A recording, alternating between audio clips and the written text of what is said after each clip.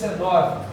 Esse mês estaremos diante desse salmo em 4 encontros. Um já aconteceu semana passada no nosso último culto à noite, a qual falamos sobre o início do salmo 119 e em alta voz o Senhor nos mostrou quem são os felizes desse mundo, quem são as pessoas felizes. E essa foi a tônica do último sermão da noite de domingo, onde vimos que felizes são aqueles que vivem segundo as Escrituras. A felicidade está no cumprimento das Escrituras e numa vida de acordo com elas, e não de acordo com nossos próprios pareceres. Hoje eu te convido a olhar precisamente o Salmo 119, nesse que é o segundo pedacinho, a segunda parte desse salmo, que é um salmo didático. Nele, todas as letras do alfabeto hebraico encontram uma disposição de 8 versos, onde cada pedaço que você lê, embora você não possa testemunhar isso, porque está traduzido para português, mas cada 8 versos são encabeçados com a mesma letra em hebraico. Esse salmo foi escrito pelo salmista para ser decorado.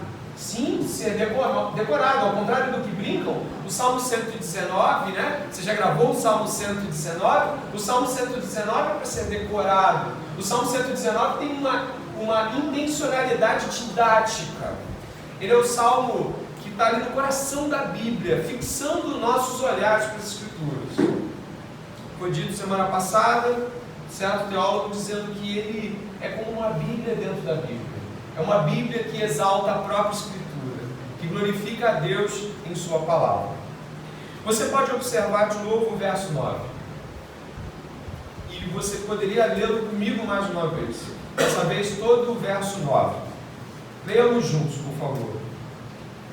De que maneira poderá o jovem guardar puro o seu caminho, observando segundo a tua palavra? O Salmo 119, em sua segunda parte, começa com uma pergunta. Não existe só essa pergunta no Salmo 119. Existem outras que acontecem em outros trechos do Salmo 119. Mas essa abre esse trecho. E ela faz uma pergunta acerca de uma afirmação que, apesar de poder parecer apenas uma afirmação simplória, ética, comportamental, como é que eu posso viver santamente, o que eu faço, o que eu não faço, a afirmação do salmista é mais profunda. Ele vai colocar ali um tipo de pessoa, o jovem, como alguém que de algum modo, de alguma maneira, capitaneia tentações, provações e ofertas que o mundo dá de uma maneira clara. A juventude, ela tem, dentre outros aspectos, essa nítida consciência de que diante dos jovens é proposto muita coisa.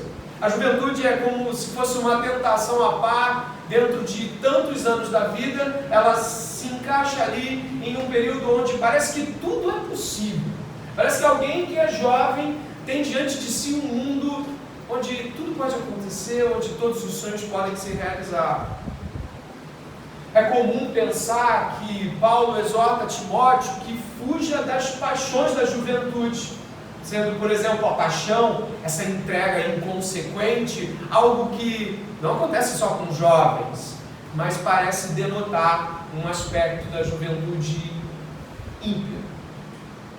Beleza, saúde e força física dão à juventude uma aparência de imortalidade.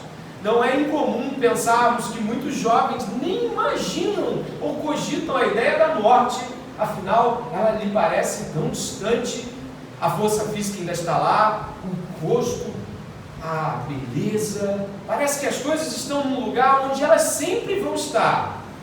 Mas aqueles que passam da juventude e se encontram não somente com o espelho, mas com o final do livro de Eclesiastes, percebem que quando a força se esvai, quando o rosto murcha, quando os ossos já não dão firmeza e os guardiões das portas já não estão lá para firmar seus pés, o que vai acontecendo é que a juventude é vista perdida de um modo muito amargo. E o autor de Eclesiastes, a qual atribuímos a Salomão, aponta de que no fim das contas, Guardar e lembrar de Deus na juventude era a melhor coisa que você poderia ter feito, mas não fez. Não somente a paixão e a beleza e a força física, mas a despreocupação com o tempo, diria o poeta Renato Russo, poeta do rock, em uma das suas canções mais famosas, temos nosso próprio tempo. Ele grita em uma canção que levou uma juventude inteira a pensar que o tempo a gente faz, o tempo é nosso, a gente controla, somos os senhores do tempo.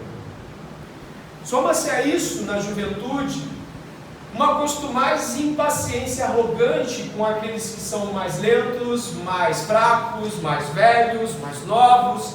Parece que a juventude ímpia ou a juventude que não tem Jesus Cristo, ela é tentada arrogantemente a essa impaciência.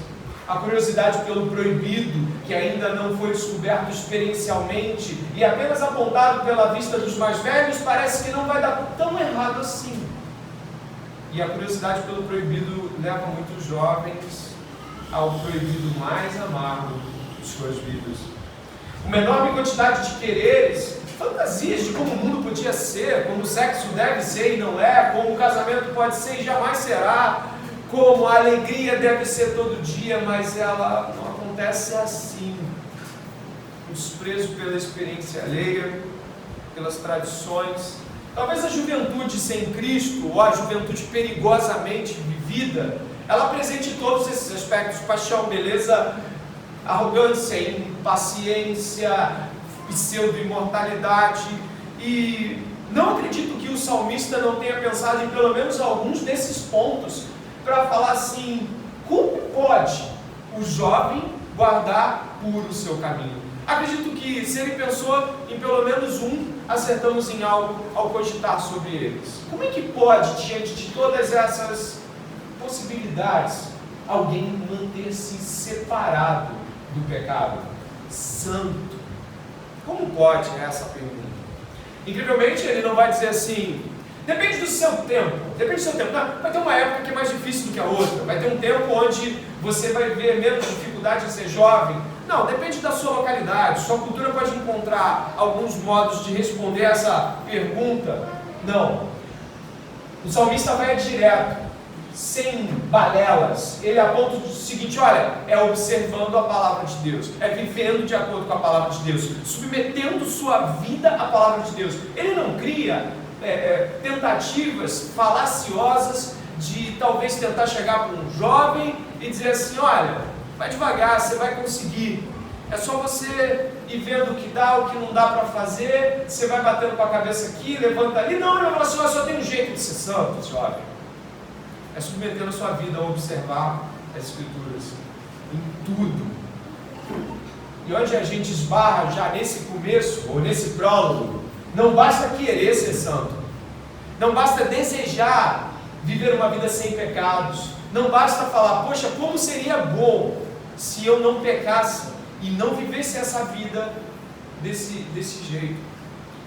Mas não basta apenas desejar isso, é preciso viver isso. Peço que você olhe de novo. A pergunta feita com objetividade é objetivamente respondida: quer ser santo? Guarde a palavra de Deus. Quer viver do modo correto? Guarde as Escrituras, observe as Escrituras, viva segundo as Escrituras. Mas eu gostaria de trazer aqui, e ao longo desse sermão a gente vai fazer uso de alguns textos que minha irmã vai lançando conforme eu vou citando. Será que uma aproximação diante do verso 9 e sua resposta podem trazer a um jovem ou qualquer pessoa aqui uma impressão simplória de fazer o que é certo? Sabe aquela coisa? Então me diz como é que eu faço, me diz o que eu guardo, o que eu guardo, me diz como eu ando, o que eu ando. Será que as Escrituras estão falando sobre alguém que faz algo e então, depois de feito, está santo, está resolvido? Eu creio que possamos nos enganar se tratarmos o Salmo 119 como um salmo legalista. Você já ouviu essa palavra? Legalismo? É quando nós centralizamos a nossa vida em termos de cumprir leis e viver de acordo com elas, de tal forma que estamos certos diante de Deus quando acertamos tudo, estamos completamente distantes quando erramos tudo, então a gente vive nessa gangorra e mede as pessoas por isso, mais crente, menos crente, porque acerta mais. E eu não estou aqui abrindo precedentes para uma vida licenciosa, mas quero primeiro pontuar de que vida cristã não é legalismo, não é viver como se a vida fosse regras para ser aceito por Deus. É possível se enganar lendo o Salmo 119, verso 9. É possível se enganar. E eu quero que você conduza o seu olhar até um evangelho e possa abrir comigo no livro de Marcos, o evangelho de Marcos, onde nós vamos encontrar um cenário de aplicação para o Salmo 119. Nós estaremos lendo o capítulo 10 de Marcos. E precisamente no verso 17 nós encontramos uma aplicação imediata para isso. Você já ouviu falar dessa história? E eu quero tornar ela vívida aos teus olhos, para que o sermão possa ter a eficácia necessária no seu coração. Marcos 10, 17 diz assim: pondo-se Jesus a caminho, um homem correu ao seu encontro e, ajoelhando-se diante dele, perguntou-lhe: bom mestre, que farei para herdar a vida eterna? O que você me chama de bom? Respondeu Jesus: ninguém é bom, a não ser um, que é Deus. Você conhece os mandamentos? Não mate, não cometa adultério, não furte, não dê falso testemunho, não defraude ninguém, honra o seu pai e a sua mãe. Então o homem respondeu: mestre, tudo isso tenho observado desde a minha juventude. E Jesus, olhando para ele com amor, disse: só uma coisa falta a você. Vá, venda tudo o que tem, dê o dinheiro aos pobres e você terá um tesouro no céu. Depois venha e siga-me. Ele, porém, contrariado com essa palavra, retirou-se triste, porque era dono de muitas propriedades. Esse texto vivo e completo traz a resposta para talvez suas indagações. Como posso caminhar com Deus? Esse jovem se aproxima, ou esse homem que foi jovem, ele aponta que desde a juventude, esse homem chega perto de Jesus Cristo e o adula: bom mestre, como posso ser salvo? Jesus aponta para a lei: guarde a lei. Você tem guardado os mandamentos? E ele fala: sim, eu tenho guardado todos os mandamentos. Nesse momento, é como se ele respondesse Salmo 119, verso 9: eu tenho observado a minha vida segundo a palavra de Deus. Ele responde imediatamente: eu guardo, eu vivo o Salmo 119, verso 9, guardei tudo, tenho cumprido tudo. E você acha que Jesus reprovou ele?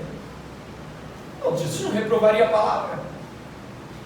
Ele o amou, ele olha e o ama, ele olha e identifica-se ali positivamente, dizendo: o aceno do coração de Jesus é positivo, não é ser legalista, mas é: que bom, que bom. É como se ele dissesse: eu li a Bíblia, Jesus, eu memorizei versículos, Jesus, participei das coisas que a igreja propõe, eu entrei dentro dos grupos, eu evangelizei, eu fiz tudo o que eles pedem, eu cumpri o ID, eu fui. E aquilo mexe com Jesus, sim. Mas incrivelmente o que Jesus faz é responder com a Bíblia, ou como Provérbios 23, 26 diz, e você pode ler. Tudo bem, lê comigo. Filho meu, dá-me o teu coração, deleita-se os teus olhos. Depois que ele diz: eu cumpri tudo, Jesus pede o coração dele. Jesus pede o núcleo dos motivos. Jesus pede a centralidade dos quereres. Jesus olha para aquele homem e o ama, mas ele não queria o bom mestre. Jesus não está querendo adulação, sabe? Talvez você tenha entrado aqui com elogios para Jesus. Tu és bom, tu és maravilhoso, a tua palavra escondi, guardei no meu coração. Você acha que Jesus está esperando adulações? Você acha que ele não sabe quando o nosso coração diz eu te amo, ou coisas assim? Você acha que Jesus é bobo e que ele realmente não nos lê? Ou você acha que Jesus diria, então dá-me o teu dinheiro? Não. Jesus não recebe nem os elogios daquele homem. Jesus não recebe o dinheiro, 1 centavo sequer daquele homem. Ele pede aquele homem. Ele quer ele. Ele quer o coração daquele jovem. Ele não quer coisas que ele possa fazer. E nem 1 centímetro da lei fez com que Jesus se movesse e dissesse, então está pronto. Não. O que ele faz é, agora eu quero você. Agora eu quero o seu coração. Eu acho que esses aspectos são mais difíceis de se perceber, principalmente quando você está há muito tempo na igreja, alguns anos pelo menos. Você pode ser corrompido pelos seus próprios quereres ao pensar que o cumprimento dos regimentos internos e dos pedidos que seus pastores, líderes, irmãos e pessoas fazem já deixa a coisa no lugar certo. Olha como eu tenho andado corretamente, como não falto a cultos, como sempre ensino. Não é errado, mas Jesus quer o querer. Você sabe o que eu quero dizer com isso? Você sabe o que significa querer? É aquilo que está lá dentro e que você quer muito, muito, e que às vezes você encobre fazendo o que você não quer, às vezes até aqui na igreja, mas que Jesus quer. Nesse momento o jovem sai triste, como você leu. Mas triste com o quê? A tristeza segundo Deus? O jovem sai decepcionado. Mas com quem? A gente pode especular afirmações. Ele se decepcionou com Jesus. Ele esperava que Jesus aceitasse suas auto-recomendações. Mas ele, sem dúvida nenhuma, nos deixa uma percepção muito clara. O coração dele não estava na palavra. O amor que ele tinha por Deus não era por Deus, mas era no cumprimento visual daquilo e no que ele havia conquistado e era capaz de viver amando, que eram as suas propriedades. Nesse momento, eu lanço mão de Lutero. Como você mesmo ouviu falar aqui, Lutero foi um homem muito importante para a nossa vida em termos de cristãos. E Lutero se converte em uma exposição do livro de Salmos. Lutero se converte quando, expondo os Salmos, ele se quebranta diante da regra de 3, que ele mesmo chama: oração, meditação e provação. Ele olha e percebe que o Salmo 119, principalmente, o traz com um senso profundo de que Deus não pode ser honrado senão com o mais íntimo do nosso desejo. Deus não pode ser honrado externamente. Ele não aceita elogios de homens. Perceba como isso é grave, por favor.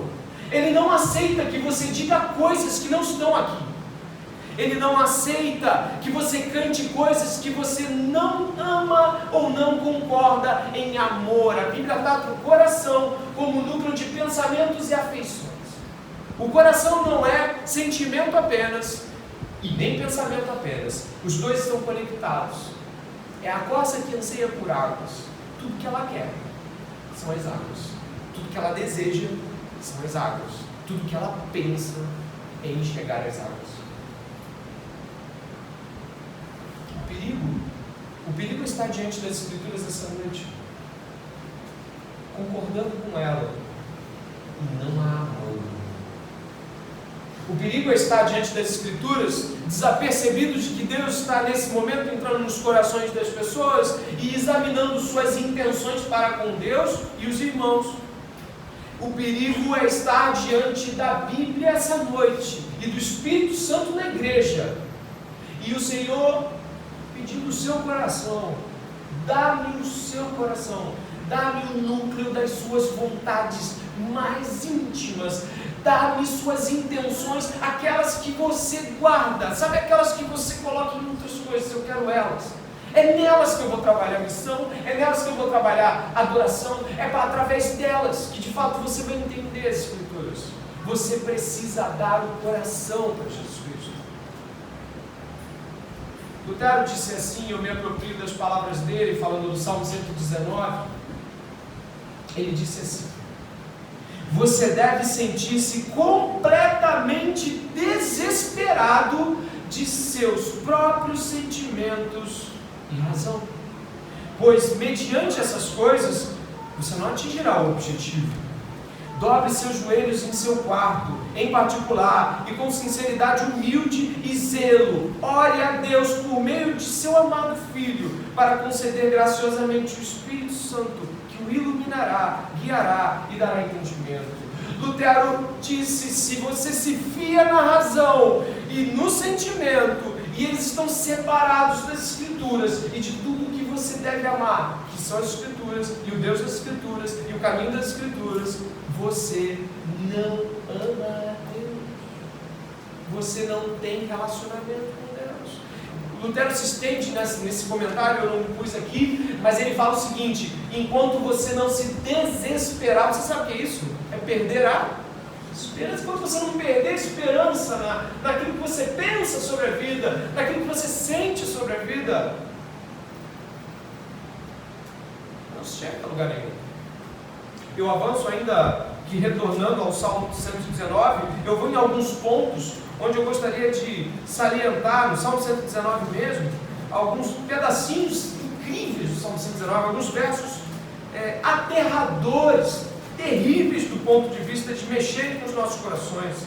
Um trecho que o próprio Lutero sempre citou e gritava em alta voz em sua agonia desesperante, é o Salmo 119, verso 92 até o verso 94. Salmo 119, do verso 92 ao verso 94, diz assim: se a tua lei não tivesse sido o meu prazer, há muito eu teria perecido na minha angústia. Nunca me esquecerei dos teus preceitos, pois é por meio deles que me tem dado vida. Leia comigo o último verso: sou teu, salva-me, pois eu busco os teus preceitos. Conseguem gritar essa noite? Conseguem se achegar diante de Deus e dizer: sou teu, salva-me. Existe uma dose de desespero no coração daquele que de fato se entrega a Jesus. E o desespero é ele perceber que não existe outra água a qual a coça pode beber, não existe outra esperança a que se fiar. Espere em emprego, sucesso, casamento, namoro, espere em grana para tu ver onde tu vai parar. Salmo 119, verso 58, deixa a coisa ainda mais clara.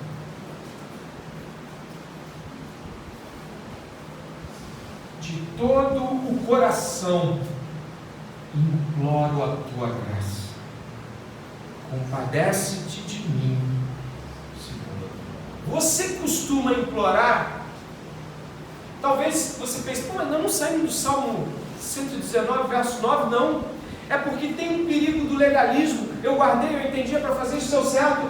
E o Salmo 119 vai estar tratando em seguida exatamente de coração. Olhe lá, por favor, o verso 10 e 11 vão falar sobre coração. Vão falar que é impossível a observância da lei sem uma entrega de afeições, uma entrega de coração, uma entrega de sensibilidade. Nossa dificuldade em perceber isso é porque nos acostumamos com o que jamais deveríamos ter nos acostumado. Quem se acostuma com a Bíblia, do ponto de vista de não ser mais sensibilizado por ela, está em perigo. Verso 10: de todo o coração te busquei, não deixes que eu me desvie dos teus mandamentos. Guarda a tua palavra no meu coração, para não pecar contra ti. Isso não parece o jovem rico. Ele não parece desesperado. Ele simplesmente diz para Jesus Cristo que é a palavra encarnada, o tempo onde ele vai cumprir ou não o que Jesus lhe determinou. Ele não desespera se estando diante da palavra encarnada, porque ele não percebe que a palavra é sobre alcançar corações, vontades, desejos mais ocultos, mais íntimos. Aquele jovem nunca se viu pequeno, mas sempre cumprindo a palavra. E todas as vezes que nós nos vemos como que cumprindo a lei, com primazia, nos vimos donos e detentores da lei. Quando nós nos vemos como aqueles que acertam, nós passamos por cima da lei e já dizemos: eu consegui, eu fiz, eu posso, eu sou, eu consigo. Eu vou lançar mão, antes de continuar com o Salmo 119, de um outro aspecto das Escrituras, também remetendo a um relacionamento de Jesus com uma pessoa que ele encontrou. Em Mateus capítulo 15, por favor, e marque Salmo 119 para que retornemos. Mateus capítulo 15.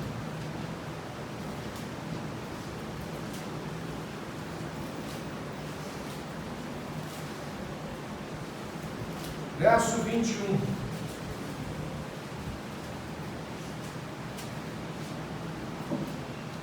Mateus capítulo 15, verso 21. Dá uma pista de como devemos nos aproximar da palavra. Verso 21 diz assim: saindo dali, Jesus foi para a região de Tiro e Sidom. E eis que uma mulher cananeia, que tinha vindo daqueles lados, clamava. Olha os versículos que você leu no Salmo 119. Senhor, Filho de Davi, tenha compaixão de mim. Você leu isso no Salmo 119, verso 58, não leu? Compadece-te de mim. Ela está o que? Ela está implorando, Jesus, Jesus, compadece-te de mim. Minha filha está horrivelmente endemoniada. Jesus, porém, não respondeu palavra. Então seus discípulos, aproximando-se, disseram: mande embora, pois vem gritando atrás de nós. Olha a vergonha que ela está passando. Mas Jesus respondeu para ela: eu não fui enviado senão as ovelhas perdidas da casa de Israel. Jesus tinha um propósito na missão dele. Ela, porém, veio e o adorou, dizendo: Senhor, me ajude. Jesus respondeu: não é correto pegar o pão dos filhos e jogá-lo aos cachorrinhos. A mulher disse: é verdade, Senhor, pois os cachorrinhos comem das migalhas que caem da mesa dos seus donos.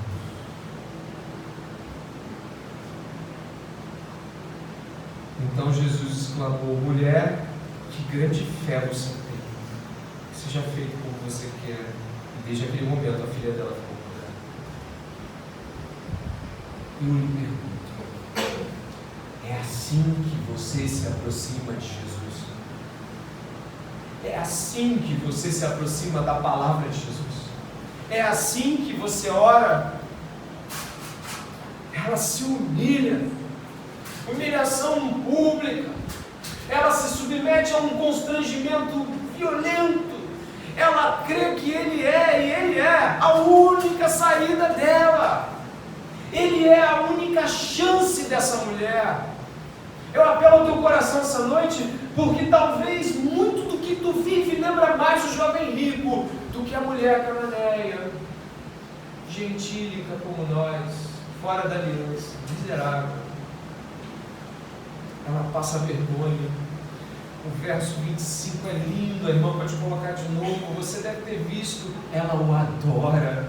Ele está dizendo: saia, eu não posso fazer isso, eu vim com uma missão. E ela está lá assim, ó, adorando, se lança aos pés dele, o adora, se prostra. Ela passa vergonha pública. Ela só tem ele. Você veio para esse culto tendo só Jesus como esperança? Você veio para esse culto para estar diante da palavra de Deus, guardando algumas outras reservas de esperança e alegria? Jesus admira a fé desta mulher, e aqueles que tiverem o mínimo de sabedoria deveriam observar isso hoje e perceber que é necessário angústia, contrição de espírito, pessoas implorando e colocando-se na posição dos que comem migalha. E como Lutero morre em sua última fala, após ler João 3,16, Lutero recita em voz alta João 3,16, em sua cama, seu leito de morte, escreve num papelzinho na beira da cama: somos todos mendigos. Que tipo de gente veio adorar Jesus aqui hoje? Se você ler os evangelhos, vai perceber que o jovem rico também o adorou. É dito assim: ajoelhando-se, disse: bom mestre. Ela, ajoelhando-se, clamou: Jesus, filho de Davi, tenha compaixão. Pergunto que tipo de gente está aqui essa noite? Implorando, dormindo, esperando acabar o culto, ou desesperado, porque se Deus não mover as águas, elas não se moverão. A angústia que bate no seu coração deveria ser: estou nas mãos dele. E eu retorno mais uma vez, pela última vez, ao Salmo 119.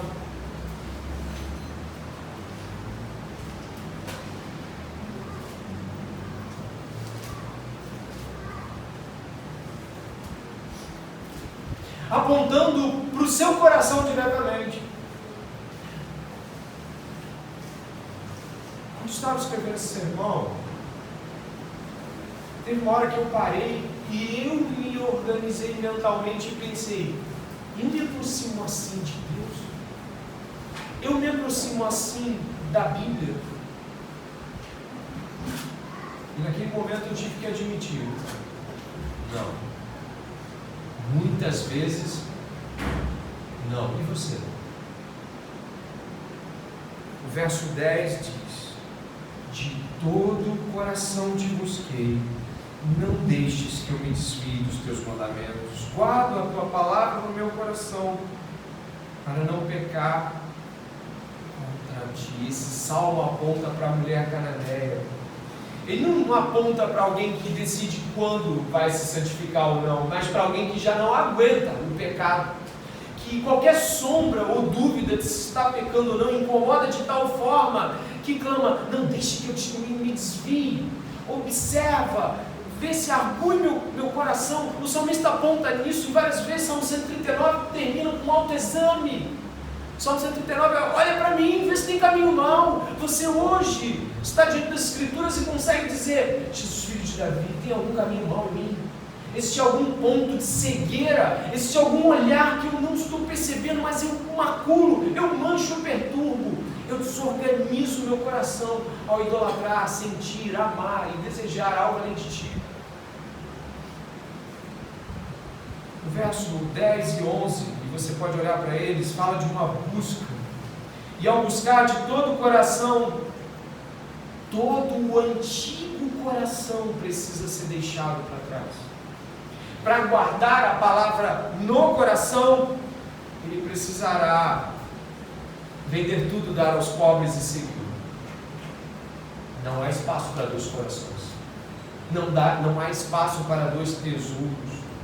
Verso 12 e 13 avançam na adoração, onde Deus é bendito no verso 12. No verso 13 ele é narrado e evocado. E no verso 14 existe uma substituição. John Piper comentando, o pastor batista John Piper comentando esse salmo, ele fala: é nítido que o salmista ali, naquele verso, no 14 que você leu aí, está olhando, é nítido que há uma substituição de tesouros. Algo sai para que algo entre, algo perde valor para que algo ganhe valor, algo se afasta para que algo se aproxime. Há uma substituição. Algo valia muito na sua vida, sabe? Sua imagem valia muito, seu pensamento muito certo de tudo valia muito, seu emprego valia demais. Não mexe com isso, isso é sagrado. Os sagrados são derrubados e a verdade de Deus é valorizada como seu maior tesouro. Como Lutero aponta na Reforma, o Evangelho que é o tesouro da igreja.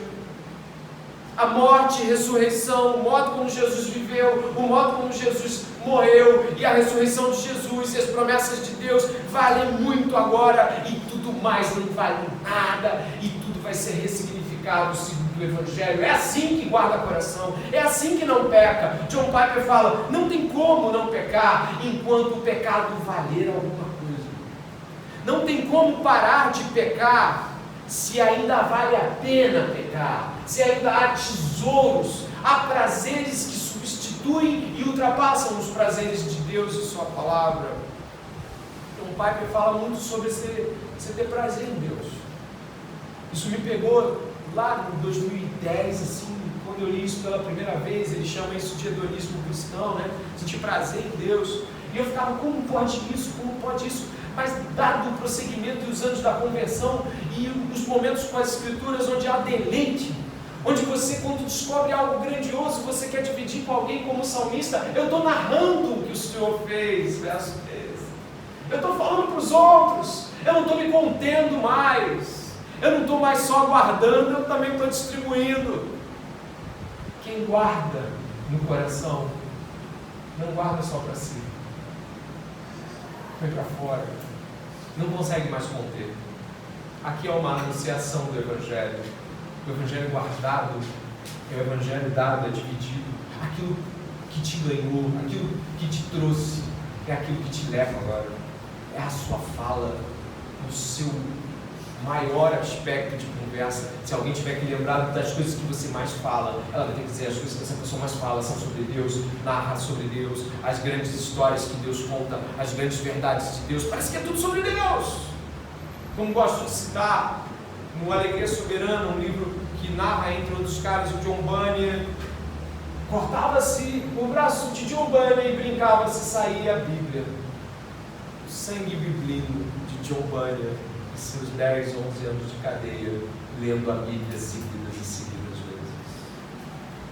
A palavra que você escondeu para não pecar contra ele, agora sai de baixo.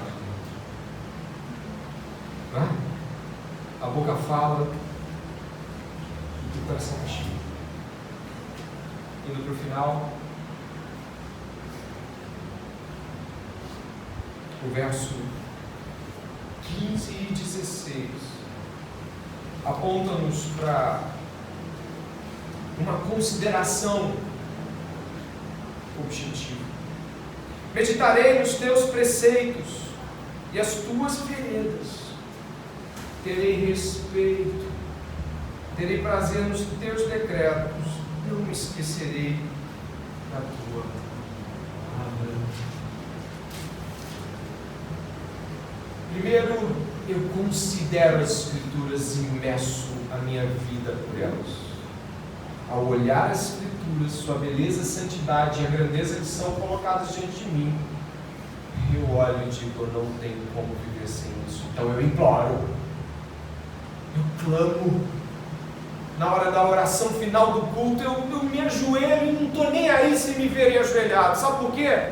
Porque como aquela mulher que se joga aos pés de Jesus, existem pessoas que têm vergonha de se ajoelhar diante de Deus em cultos públicos. Existem outras que gostam de se ajoelhar e ainda olham para o lado para ver se alguém está vendo. Mas existem aquelas que dizem o que vão pensar de mim. Deus pede coisas como essa para nós. Fala comigo, joelhos, fala comigo.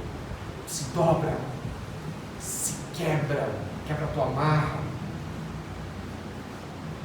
Depois que você quebra a amarra, se humilha, a palavra entra. Aí ela fica guardada. Os prazeres são substituídos. Esse é o final, né? Ele tem prazer na lei de Deus. Houve um processo enorme de substituição, né? Eu olhei para as Escrituras e me meti. Me achei em falta e implorei. Clamei humildemente e fui humilhado. Guardei a palavra, depois falei a palavra. E agora a palavra é meu prazer. Existe uma história de um homem que é a história do final alternativo do jovem rico. Sim. E se Jesus chamasse o jovem rico, quebrasse ele e ele aparecesse? O jovem rico parecia ter tudo. Eu peguei a narrativa do jovem rico nos evangelhos, elas estão nos sinóticos, e apareceu assim, um homem de boa estatura social. No outro aparece um homem rico. No outro vai parecendo que ele era rico, que ele tinha posição, ele tinha tudo. Ele guardava a lei, logo ele deveria ser alguém que teve instrução na lei para guardar a lei. Ele era alguém que estava bem. Eu quero te dizer que o Evangelho, ele subverte essas questões.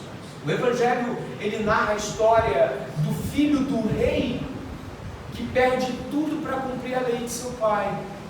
E ao cumprir a lei de seu pai, ele salva pessoas que são incapazes de cumprir a lei. Como o jovem rico, que nem sabia que era incapaz de cumprir a lei. Ele achava que tinha cumprido. Nós não somos capazes de ser salvos sem Jesus Cristo. Ele veio para nos salvar, inclusive dessa insensibilidade que nós temos em relação às coisas. Dessa ausência de implorar, clamar e adorar. Eu te convido a uma última leitura em Filipenses, onde existiu um outro homem. Um outro homem, em Filipenses capítulo 3, narra uma outra história. Narra a história de alguém que disse: tudo bem, eu vendo tudo, eu não quero mais. Filipenses capítulo 3, verso 4. Acompanhem a história desse homem. Olha o que ele diz.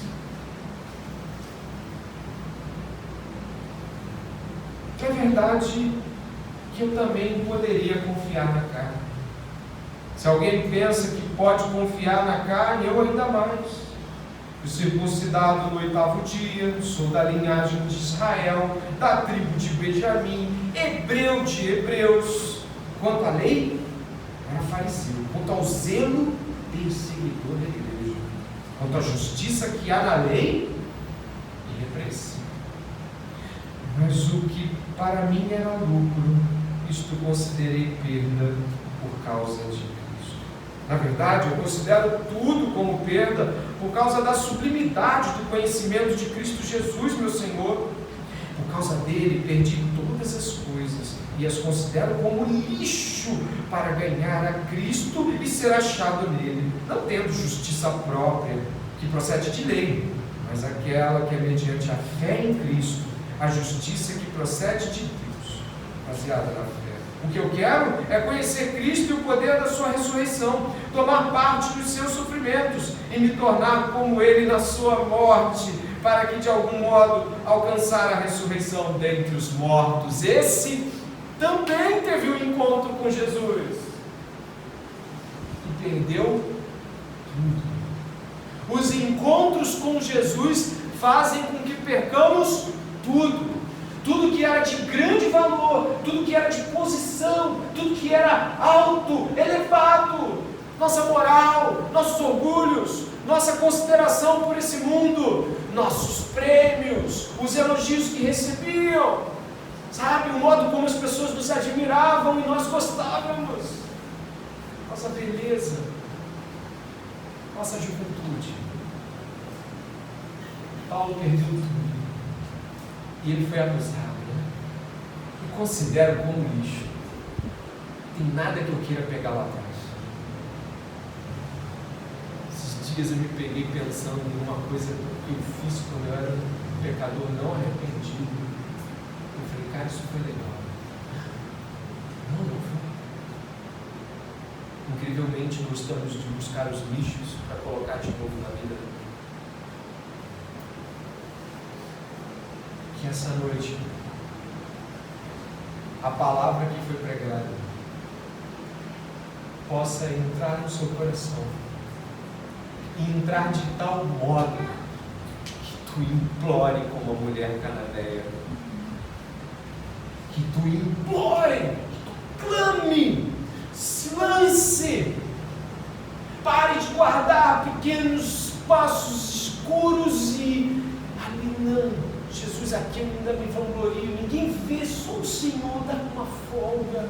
Aqui eu ainda faço a minha masturbação, a minha lascívia, aqui eu ainda tenho meu cantinho, o olhar que eu dou para os homens e mulheres, ainda tem aquela coisa de querer ser adulado, ainda tem uma coisa de querer ser respeitado, ainda tem alguma coisa de querer o elogio, que eu gostava do elogio, ainda tem umas coisas de aqui Deus não mexe, Deus respeita. Se você quiser guardar puro o seu caminho, considere o segundo o Senhor e sua lei. E o Evangelho de Jesus, que foi pregado essa noite, fará você perder todas as coisas. Tudo. E caso ainda haja algo hoje que lhe pertence, alguma coisa que você está se agarrando ali, algum orgulho, alguma coisa que você não quer que ninguém saiba quem é que vai te respeitar depois que você souber. Fala. Quem é que vai querer? Quem é que vai segurar você por perto? Perca tudo essa noite. Entregue ao Senhor Jesus o seu coração e terás a vida eterna. É uma promessa.